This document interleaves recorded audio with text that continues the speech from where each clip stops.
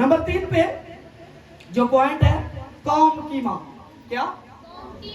कौम की माँ। ये मेरे साथ हवाला निकालिएगा। कुज़ात 5वां बाब है, उसकी 7वीं आयत मुकद्दसा पढ़ेंगे हम पुराने अहदनामा में से। कुज़ात ये काजी की जमा है। कुज़ात जो है ये काजी की जमा है, यानी कि जज की जमा है कुज़ात। उसका 5वां बाब है और उसकी 7वीं आयत मुकद्दसा तलावत करेंगे। और सुने कलाम खुदा में लिखा है, इसराइल में हाकिम माकूफ रहे, वो माकूफ रहे जब तक कि मैं दबूरा बर्पा ना हुई, जब तक कि मैं इसराइल में माँ होकर ना उठी। आमीन। तो जो दबूरा है ये एक नबिया भी है, एक रहनुमा भी है, एक जज भी है, और अपने आप को कहती है कि मैं एक कौम की माँ भी हूँ।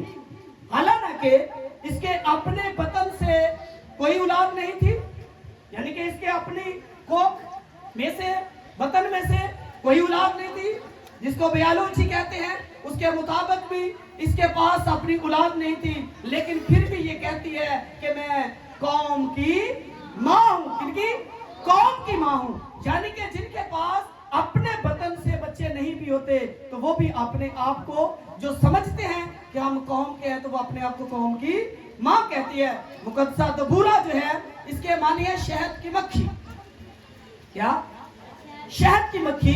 जैसे शहद की मक्खी जो अपने छत्ते का बड़ा ख्याल रखती है और उसी फूल पर बैठती है, उसको पता होता है कि इसके अंदर मुझे रस मिल जाएगा शहद के लिए। अगर उसके कुछ छत्ते को हाथ डालना चाहे तो वो फौरन से ढंक मारती है, हमला कर देती है। और इसी तरह माँ की फितरत है कि जैसे ही उसके बच्चे को कोई हाथ लगाना चाहता है, माँ फौरन खड़ी हो जाती है कि मेरे बच्चे को कोई हाथ ना लगाए।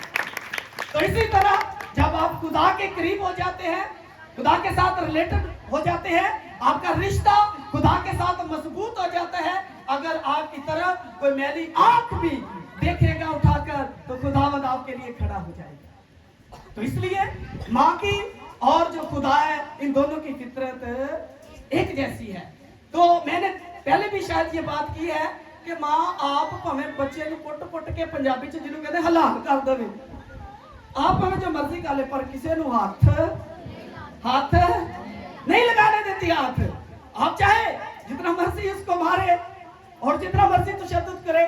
मैंने तो देखा है कि बच्चों की जो पीठ है, कमर है, बालना बाजुकात मार मार कर लाल भी कर देती हैं, टमाटर जैसी कर देती हैं। लेकिन जब कोई और उसके बच्चे की तरफ देखना भी चाहे तो वो देखने, ये एक माँ की फितरत है और यही खुदा की भी फितरत है।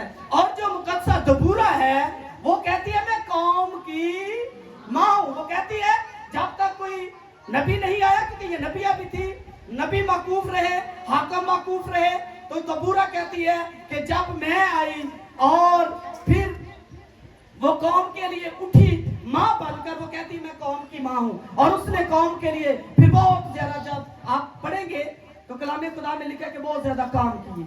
उसने लोगों का दर्द रखा, लोगों के दर्द को सीखा, समझा और लोगों को कोशिश भी की बहुत ज्यादा कि उन तमाम दुखों में से निकालेगी।